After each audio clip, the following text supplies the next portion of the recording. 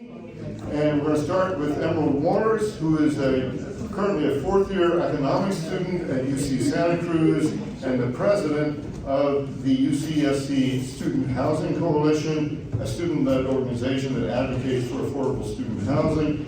She was born and raised in Mendocino County. Throughout her youth, she experienced housing insecurity, and her experiences in that inspired her to advocate for affordable housing and do research to research economic policies that can alleviate challenges similar to her own. So thanks very much, Emerald, and we look forward to your and other panelists' presentation. All right, thank you, and thank you for having me here. It's very important that we can amplify student voices, especially in terms of the housing crisis. So today I'll be talking about the Santa Cruz housing crisis, but in terms of students and what it's like for students to live through this housing crisis.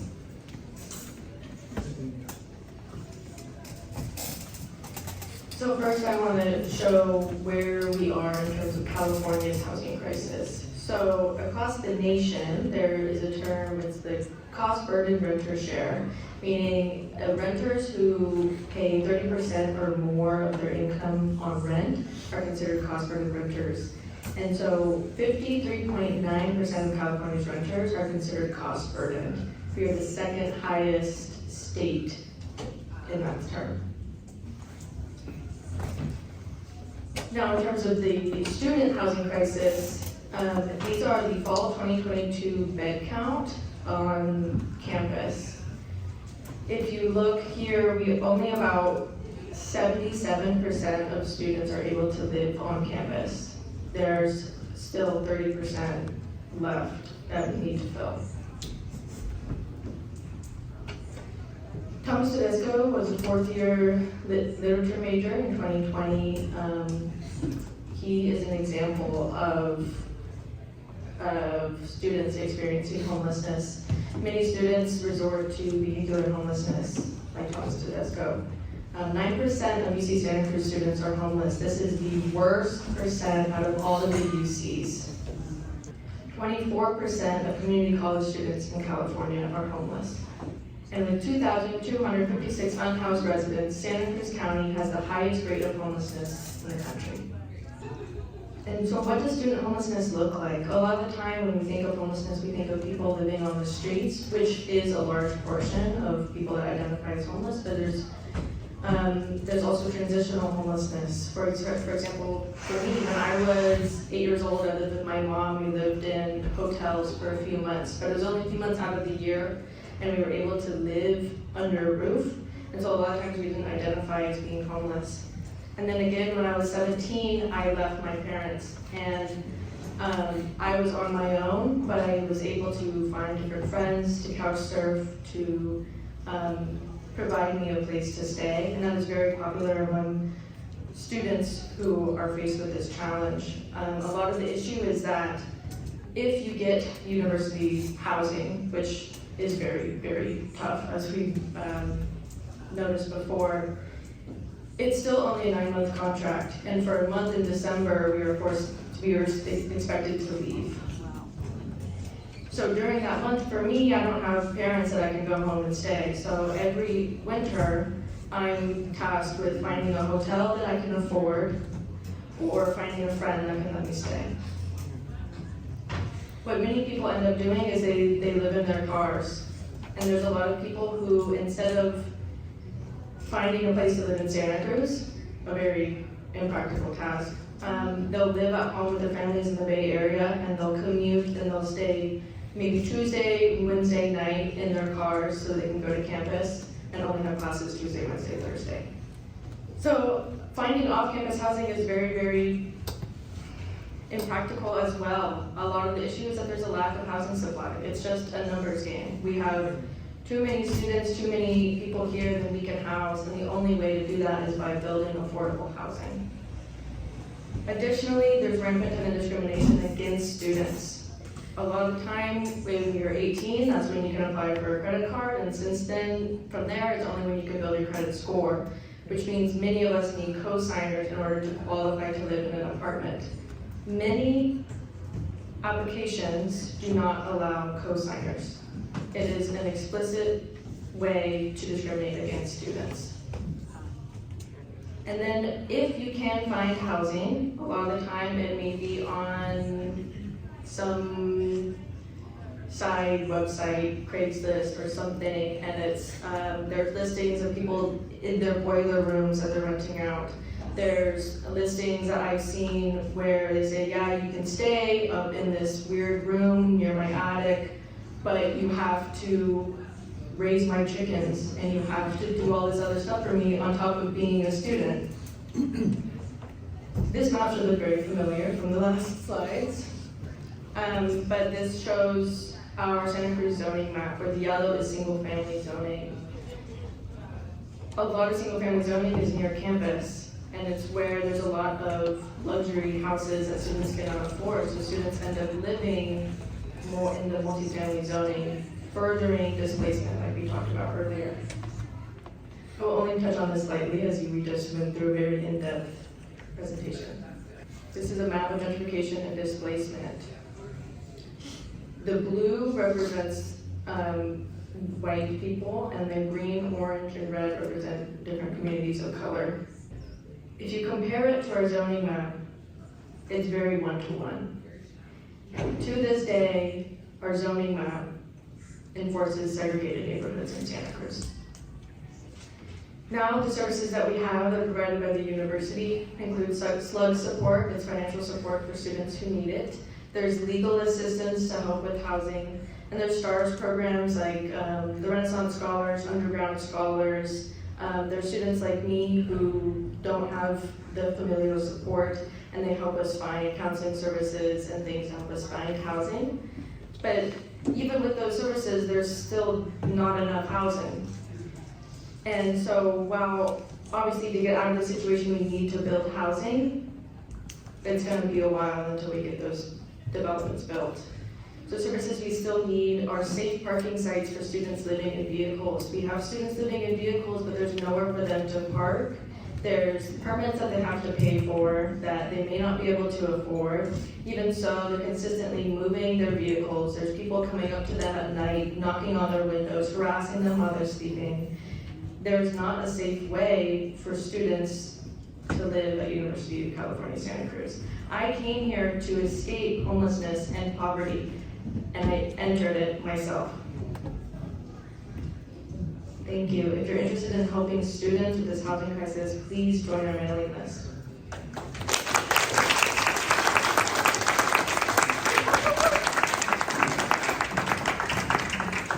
Thank you, Emerald, for that really important perspective. Second, we have here Elaine Johnson, who is from the Bronx in New York. She knows about housing density. She holds a bachelor's degree in political science and a Juris Doctorate from Monterey College of Law.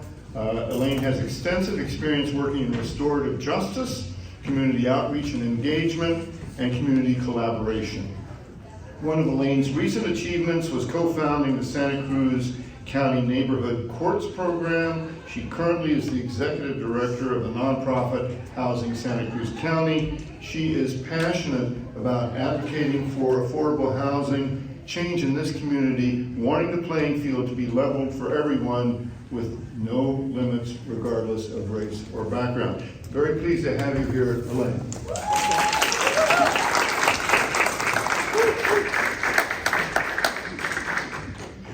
Good morning. Oh yes, good morning. Good morning. Feels like it's been a long day already. I really want to acknowledge the people who have spoken already, and thank you so much for sharing.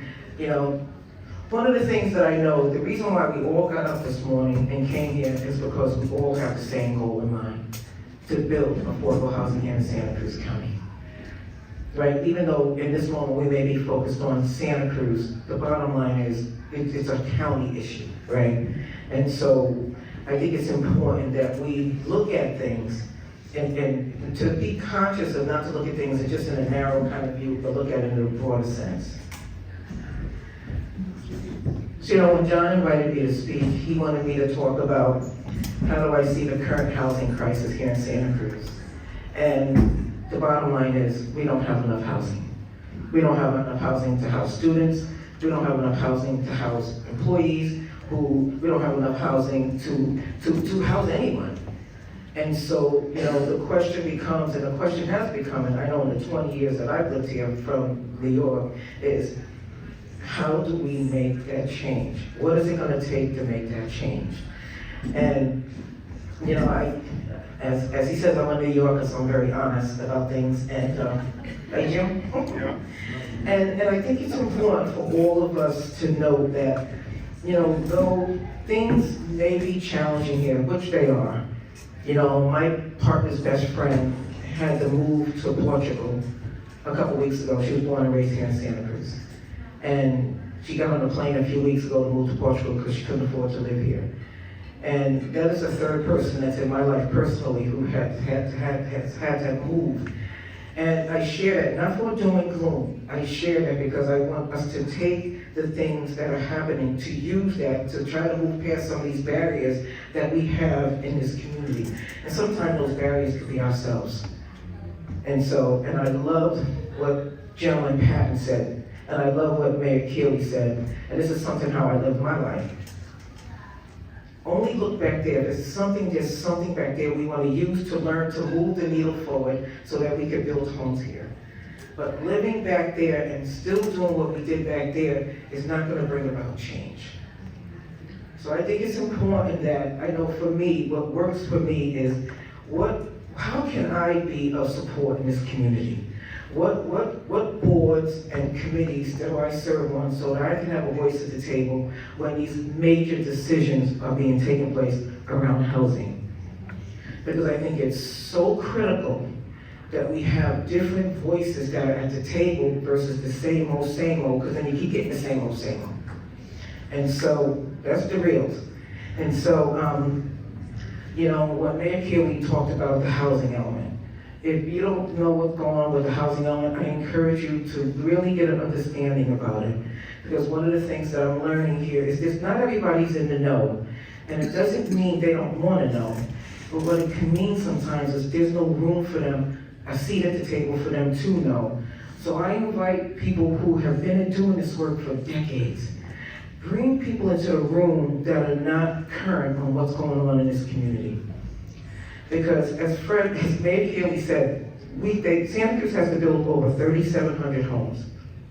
And something that I encourage people to do is, don't get stuck in the number. Because if you look at the number, you'll be like, oh my God, we can't do it. And then what happens? We don't do it. But look at what we can do. And as we continue to build, the state says we have to do this. These are non-negotiables, right? And so, how can we together as a community do whatever we can to meet this number, right? Because not doing anything is not an option. And so I encourage people to don't let the number paralyze you, but let the number encourage you to build homes, and not units, homes. I've noticed that when I hear the word units, I'm starting to cringe.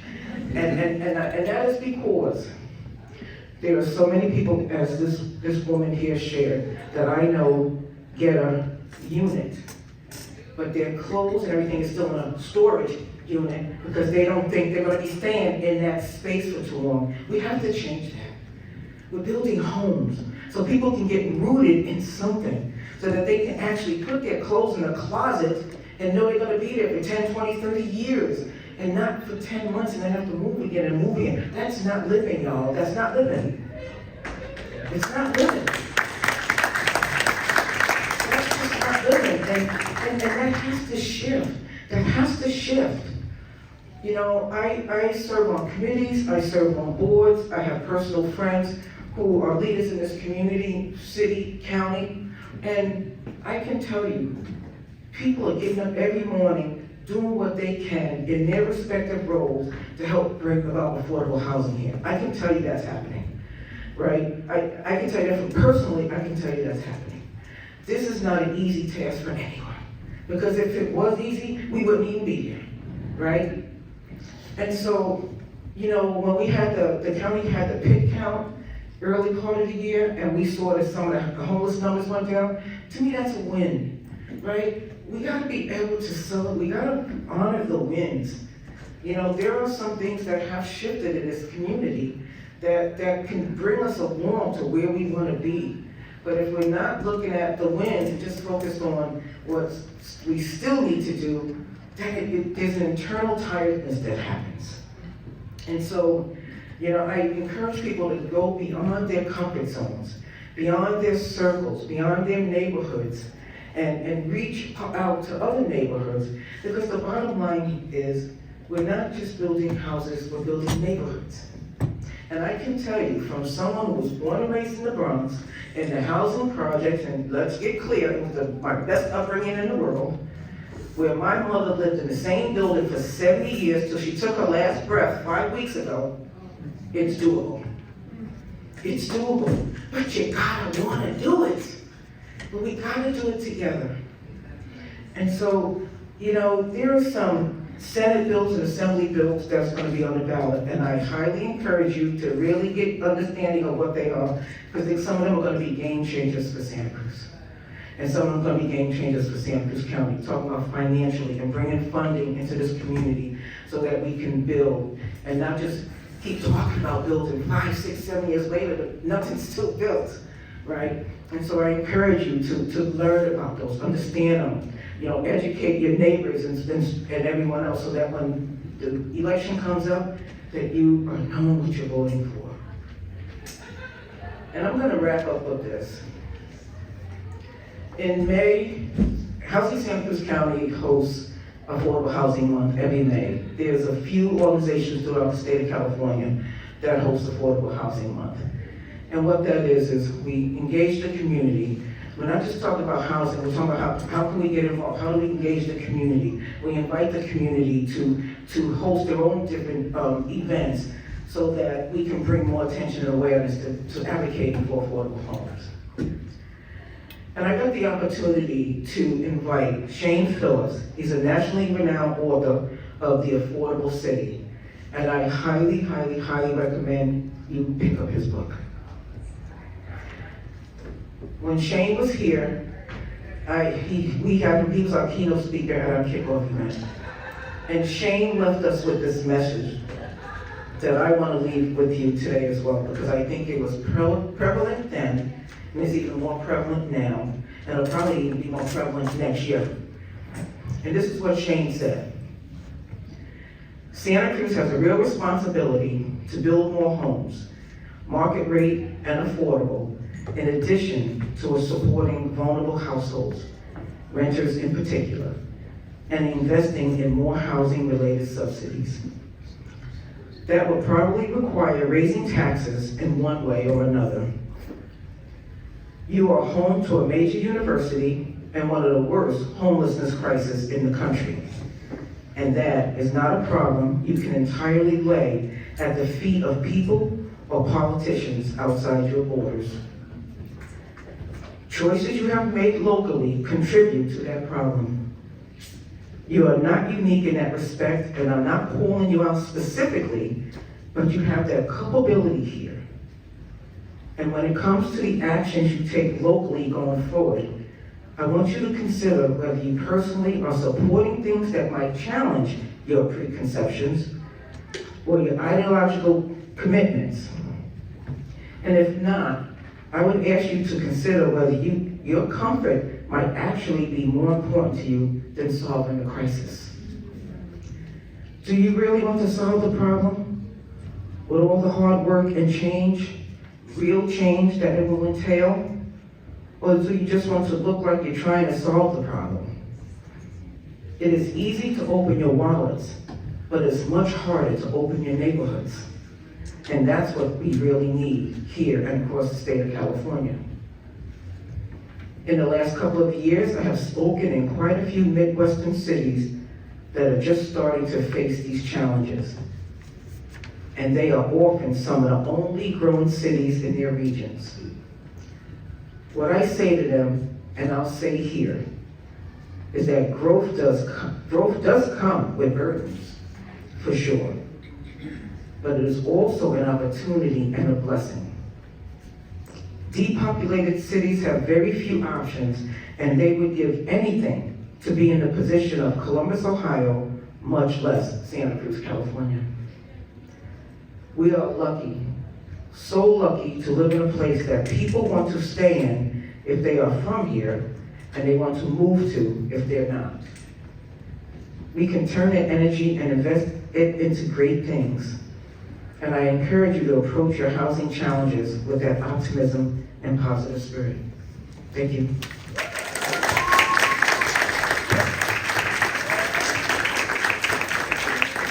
Thank you so much. Very good to hear.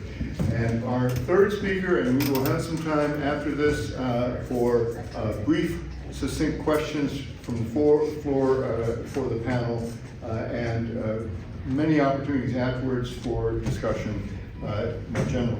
So the last panelist is Lira Filippini. She graduated with honors with a BA in sociology, very great discipline, from UCSC in 2006. In 2008, she fulfilled a top-tier grant, and this is really important, from Burning Man.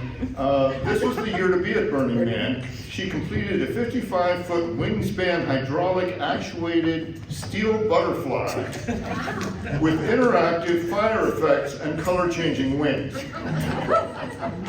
She is the co-founder and vice president of Waves of Compassion Foundation, providing high-quality food staples to over 140 families on the Sonoma Coast. She also founded the Sonoma Coast Visitor Center, and in Santa Cruz, she is co-chair of Our Downtown, Our Future, and she has spent a lot of time studying state laws, discussing their implications with her communities and state and local representatives. She is incredibly knowledgeable about the implications of state law for the present situation that we face. Lira.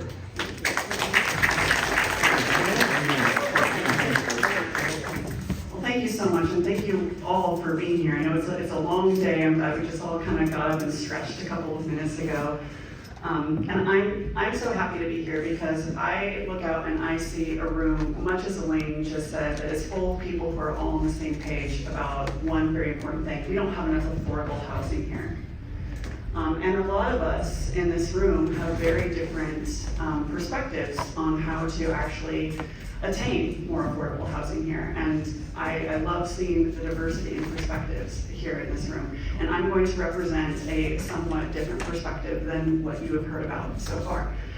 So, as has been brought up by Mayor Keeley, as well as Elaine and others, we have a number of new state housing laws that have come down the pipeline since 2017. And what they've been trying to do, what they're aiming to do, is to increase housing in general, though the stated intent of these laws and the formation of SB 330, which took away our home rule, we'll talk about that in a second, was actually specifically about that we don't have enough affordable housing. The justification is that we don't have enough affordable housing. However, a lot of these laws, if we actually look at what they're achieving, is actually worsening the crisis overall, and that's what I'm here to talk about today. So home rule, as Mayor Keeley touched on earlier, is this kind of old English language way to say within the California Constitution and our federal Constitution that local jurisdictions, municipalities, which means cities and counties, have the right to, they have the control over local development. And this is for a very specific reason. And it's not just that we are all much more, knowledgeable and close, physically, proximity-wise to our needs and our, spatial locations. But every city and every county has different access to resources, different infrastructure. And that means we have a different carrying capacity. We have the ability to hold different amounts of people within our boundaries because of those access to resources, because of that difference in infrastructure. And so we know how to, or should be able to, develop in a way that is sustainable, where we are making sure that we can sustain our ability to provide, for instance, water And in Santa Cruz, we're all very close in on why water is such an important thing. We have a closed water system here, unlike LA, who has naturally much less water. However, they bought the water rights to a huge amount of the state and sometimes outside of the state. So they have aqueducts bringing water in. As we all have different access to water. But what I am the most concerned about in the context of today's topic and the fact that we need affordable housing now, and we're going to need affordable housing in 10 years, we're going to need more affordable housing in 20 years, and probably in 50 years, and so on, is that the one resource that I see as being the most impacted by these new state laws is land. We have certain infrastructure and carrying capacity for which land is best to be developed for high density housing, and that limited resource of land right now is seeing basically what is land speculation from investment for investment purposes, and we're seeing a lot of this coming actually from Wall Street. It's become a globalized situation where people are investing from all over the world in land in California for high profit market rate developments.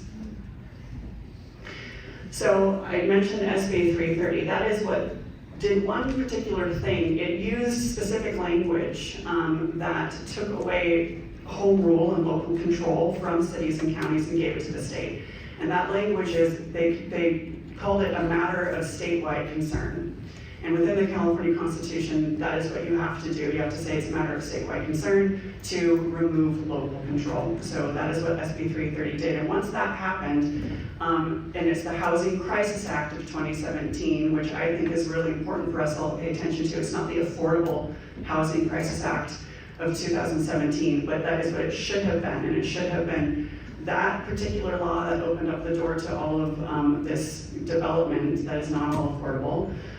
Also is it's created an onslaught of other laws down the pipeline, some of which are actually increasing affordable housing, and those are really important, but a lot of them are actually doing the opposite. And we now no longer have local control, we have state mandates, which I'm going to talk about in a second. So once again, the intent is good. SB 330 said in the whereas part of the bill, which is always really important, and it's also very easy to understand, opposed to the actual implementation part of the bill, which is always full of jargon and very difficult to understand.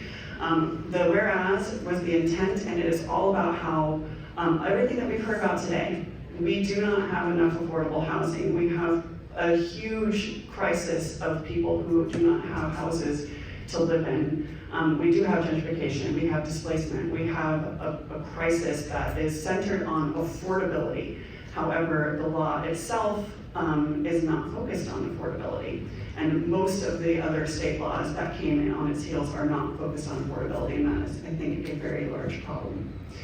So I'm going to give the example of the state density bonus law, which goes through periods of changes every handful of years. The state density bonus law basically says that whatever your local zoning is, whatever the max number of units or homes for development, you can, if you provide a certain amount of affordable housing percentage, you can then increase beyond that local zoning 50% extra number of units. And it also increases the size, but I think it's the actual density that's the most important element here. So you take a building that's in zoning where it's allowed to be 100 units, and then you provide 20 affordable units, which in our city here, we have an inclusionary ordinance that is that you have to provide at least 20% affordable units. And that automatically then qualifies this development for a state density bonus. That state density bonus then adds 50 market rate units. And now you have 150 units instead of 100, and still only 20 units that are affordable. Now, in the long run, what that is doing is actually creating a larger disparity. There's a stratification of the distance between how many are affordable and how many are unaffordable.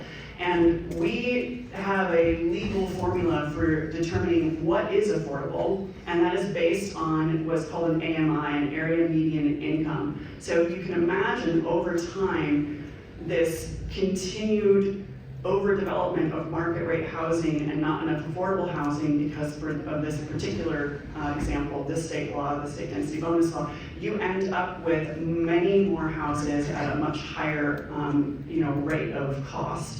And so that actually changes that needle on the AMI upward. And all of a sudden you have what we're at right now, where it's over $90,000 a year income actually qualifies you for affordable housing.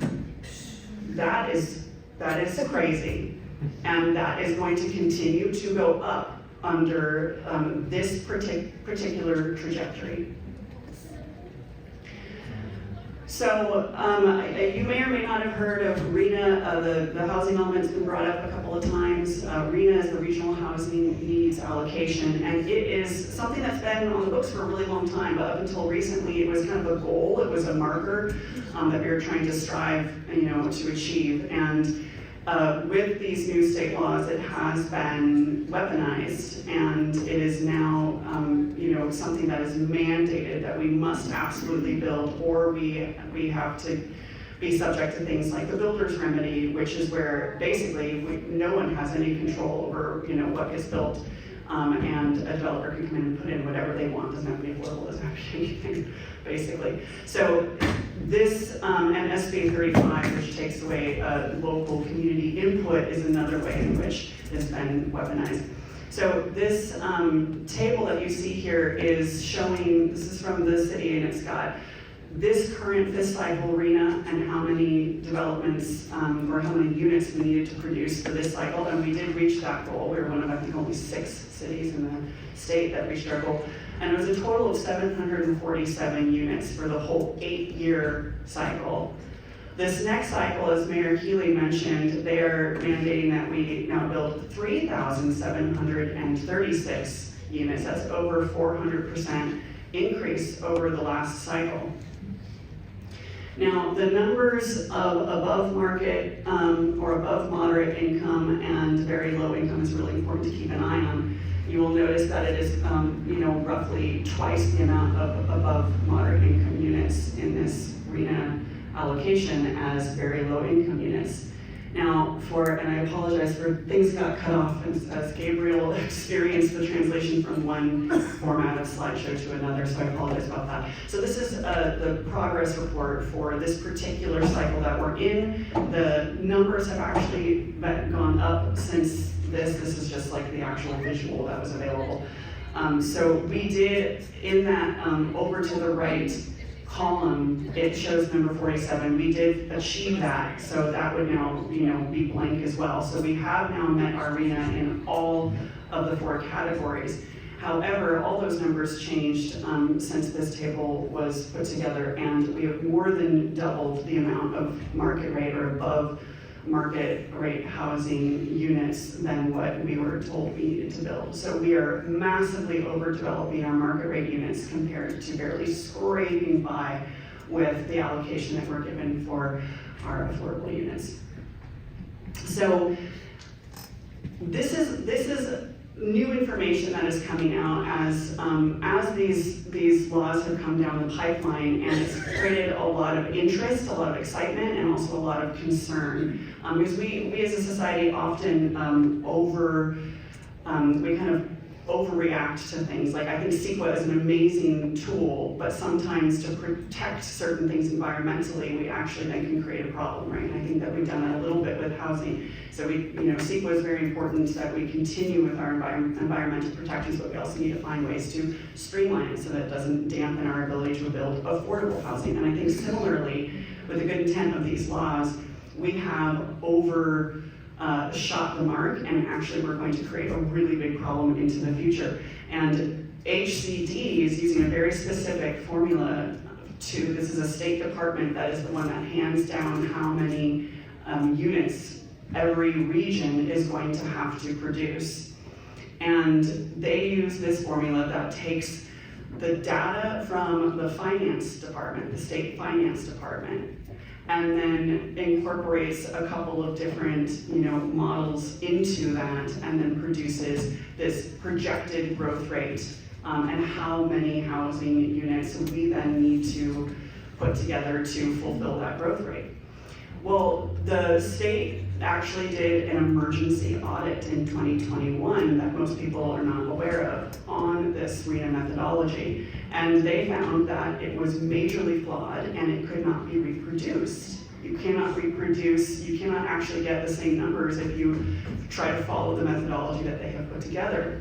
There were major errors in the way that the data was being put in.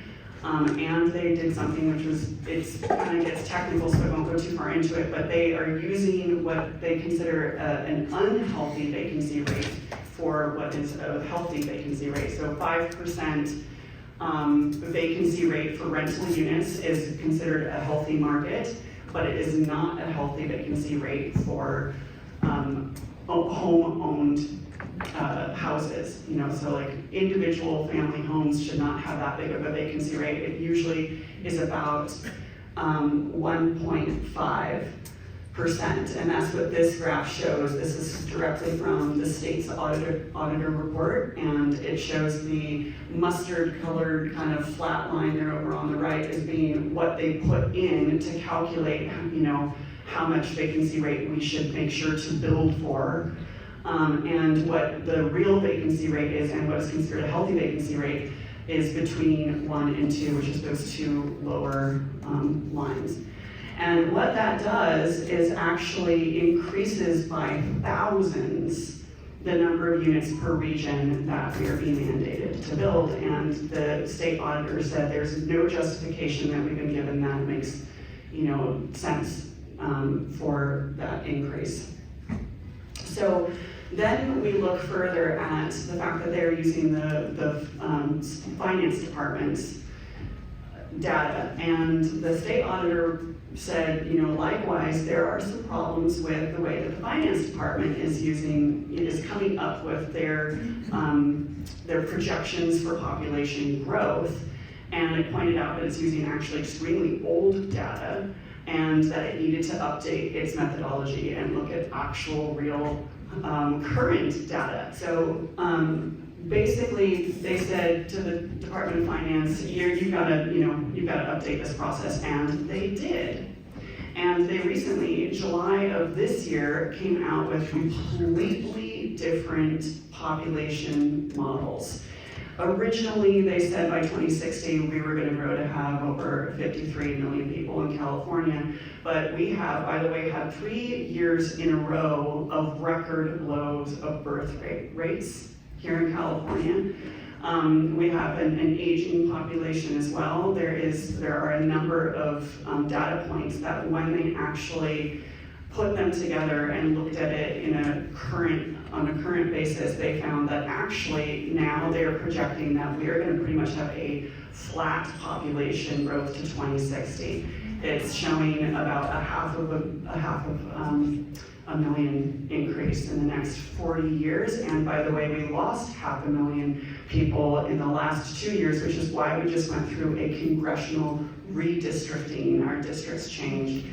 We lost a congressional seat, so we lost some national power because our population is actually not maintaining itself, let alone growing. So all of this to show that the HCD methodology, proven by other state departments, is majorly flawed, and HCD does not want to change its current projections, which is a very big problem for us because we are looking at the next 8 years of being forced to build a certain amount of housing at certain rates. Now, the big problem with Santa Cruz's situation within this is that we actually do have, as has been explained today, a number of factors that are uniquely affecting us. It's what, once again, we have local impacts that are different than other locales, right? Other municipalities don't necessarily have the huge economic engine of Silicon Valley right over the hill of people with lots of money who would like to work here and commute.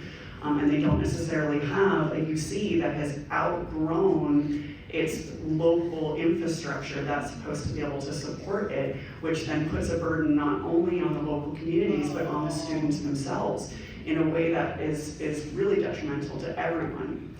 So what we're looking at when we really look at the data is not only do we need a not one size catch all or fits all a way in which that we mandate housing, new housing that is mostly market rate and not affordable. But we really need to look at, we need a full audit, not an emergency audit, because that was only able to look at 3 regions.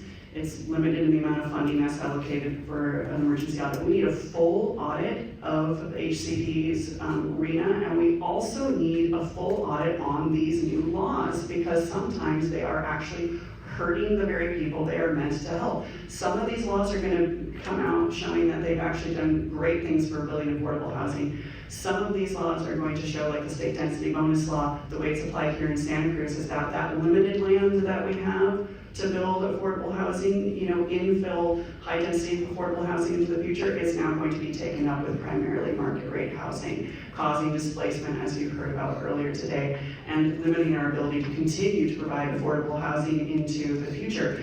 And so if we do a full audit on these laws, we can then cater and adjust accordingly. What I am seeing when I really look at the various mechanisms that are increasing affordable housing here in Santa Cruz as well as up in Sonoma County where I'm still involved, is that it's actually the carrots, it's actually the legislation and the bills and the funding mechanisms that are producing more affordable housing.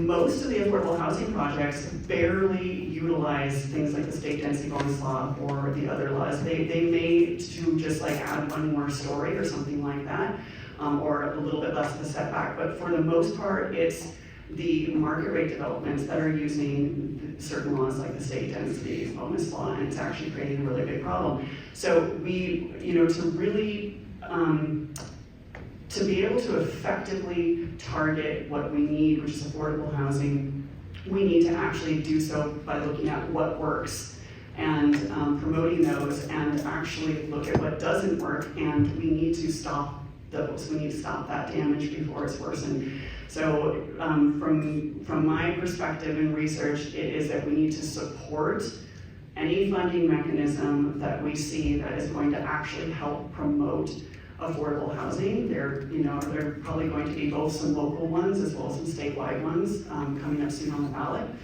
And we need to also really look at these state laws from a very data-oriented, objective view and stop the damage before it's too late. Thank you so much. And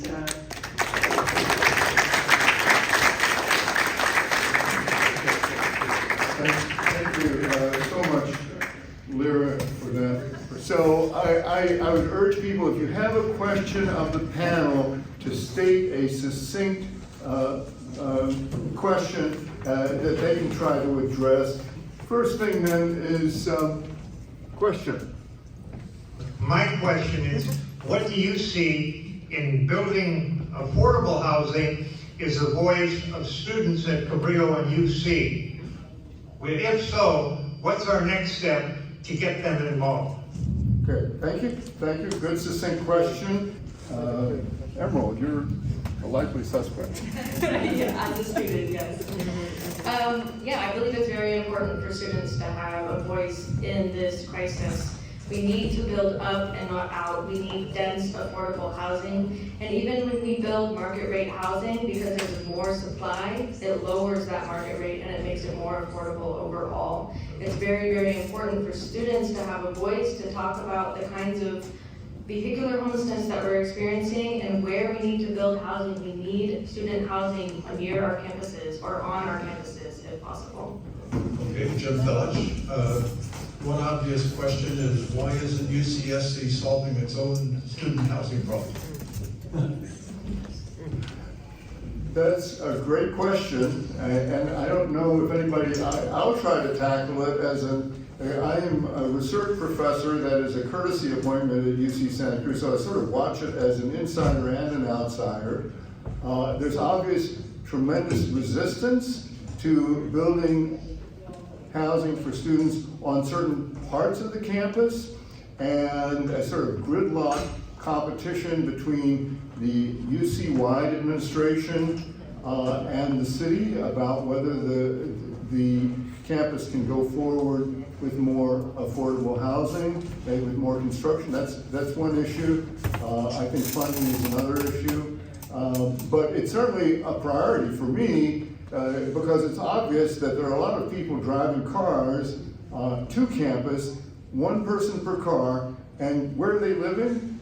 Live Oak, Soquel, Aptos. So for me personally, both as a participant on campus and as a bit of an outsider, that would be the biggest step that we could take. And it's already the case that UC Santa Cruz has a higher proportion of students living on campus than most of the other UC campuses, but it's also a very special situation.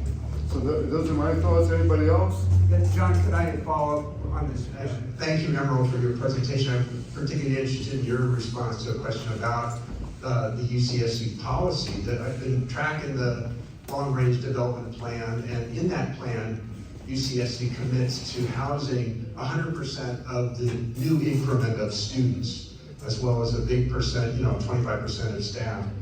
And yet, when it came down to actually making that goal actually policy in terms of like, well, we won't admit the next round of students until we have that housing in place.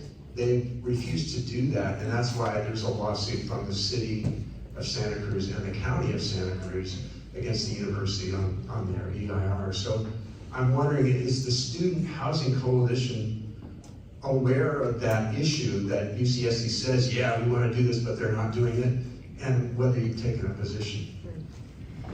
Yeah, thank you for your question. I know there's a few different pressures coming into the university. There's this state who wants the university to take on more students, and they're having all universities take on more students so that there's more access to education, which overall is a great thing. But when we can't house students, it becomes a problem.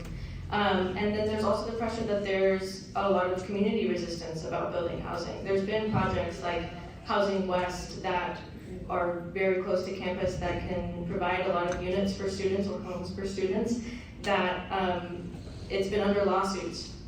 And it's very, very difficult to build housing when there's this kind of resistance, and the university needs to work together with this city to make sure that we can build housing. Yes, Amy. I think a large part of this debate for me is this idea of market rate housing bringing down prices. I hear different views on this, and I'd like to be directed to studies that are perhaps not funded by the real estate industry, or those studies and other studies, because that's a place where I think we need to get more clarity. So I'd love to hear about studies, and then also we keep hearing that adding in affordable housing, inclusionary housing in these market rate developments does not pencil out. We hear that from the city council, we hear that from the developers. And do we have any information about that? Like, do we know, does that pencil out, does it not pencil out? Does it just mean they're making less of a profit? And my biggest concern has been these pressures of neoliberal capitalism that are very intense, really have an influence on how we are developing here. So I guess those are two questions, which I could take the answers offline also. Thanks very much. Lira. Amy, that is such a great pair of questions, and I also would really like to see a study. I'm not aware of a study on how just building more market rate is going to somehow bring down the prices. And in fact, in many places, it actually shows that increases gentrification, which is different than displacement, and that actually is evidence that it is increasing the prices. And that has been shown in places, for instance, like Oakland, very dramatically. So, once again, that's, it's a case study. It's not like a real study, and we do need to actually have that data. But I think it's important to understand why it makes logical sense to so many people that building more will, more market rate and more of all the different tiers of housing in general will bring down the price, because it's a basic economic principle. And as Gabriel brought up in one of his last slides, Sonia Strauss, who's the founder of the national, or actually international now, Unity movement, she was an economics major. So it makes a lot of sense to use the basic economic model of supply and demand from that context, but it's not a binary situation, and it's not simple supply and demand. We live in a very complex, algorithmic situation when it comes to costs of our all of our basic living needs. When you look at the hierarchy of needs, there is one that is magnitudes higher in cost than all the others. Compare the cost of shelter to the cost of food. The food that we need to survive, you can come across fairly cheaply, and if you make billions extra Butterfingers, yes, the price of Butterfingers probably will go down. But when we are talking about like the highest cost of a basic human need being housing, building more, there is no actual evidence that it actually is bringing down the cost in places that are highly desirable places to live, specifically like a place like Santa Cruz. So I would really love to see something besides the kind of idea of just simple supply and demand, some actual data, much like you, Amy, because this idea of trickle-down housing does not seem to me to pan out at all in any real-life example in a place that is actually desirable to live.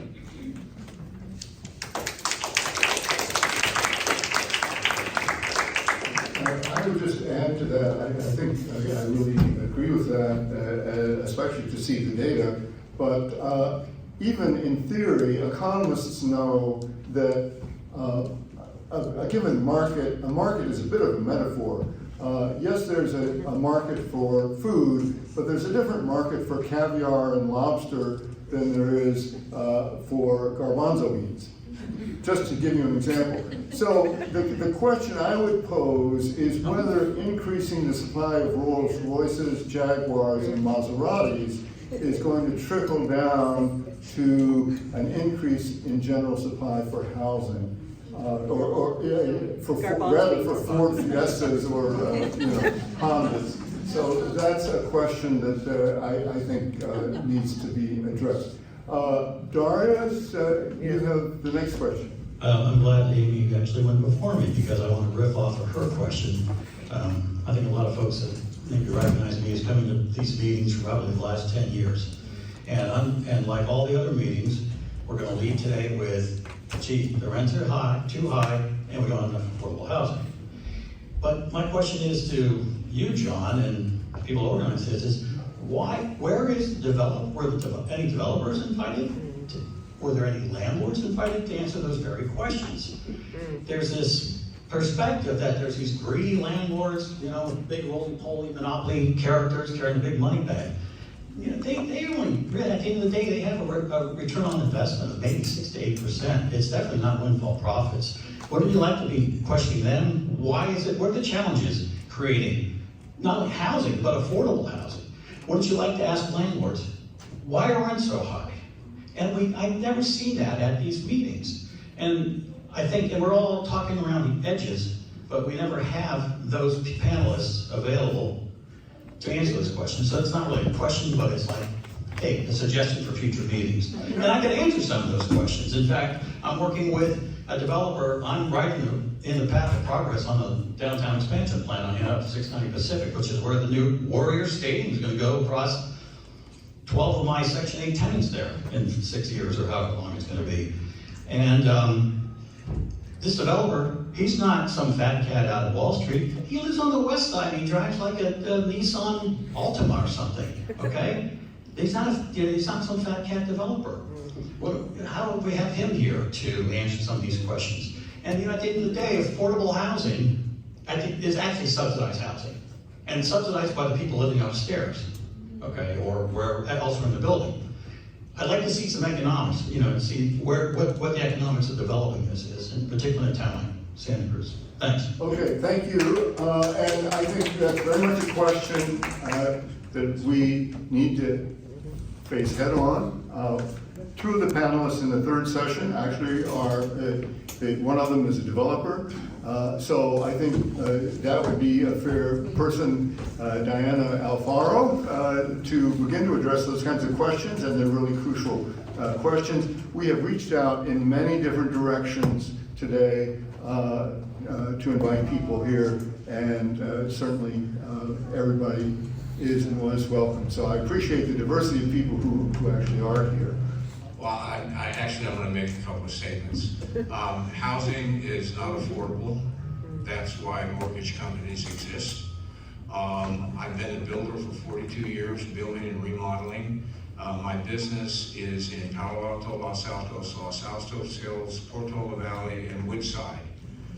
And I have never finished a project and had a homeowner say, boy, that was affordable. Where you're working. Susan. Hi, I'm Susan Monheit, representing Housing for People, not unaffordable luxury investment towers. And I would just like to say that the supply and demand argument is a homogeneous argument. It is a big, broad brushstroke applied to every situation. It is not a site-specific tool. I worked in environment for 30 years. When you're restoring a river, you know that there are different segments of the river, and it is not all the same. You do not want a homogeneous river. So your solutions have to be site-specific to the area and the sustainability and the resources that can support it.